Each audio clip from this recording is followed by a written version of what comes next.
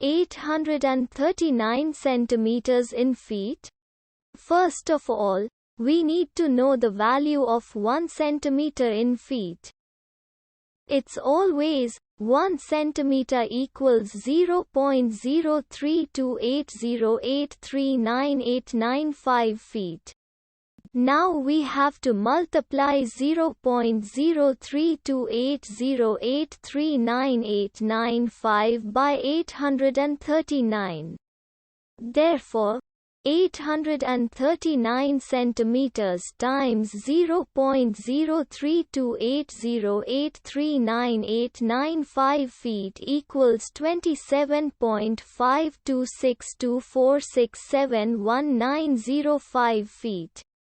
So, in other words, 839 centimeters equals 27.52624671905 feet. We hope you have enjoyed this video. Please like and subscribe to our channel for more videos like this.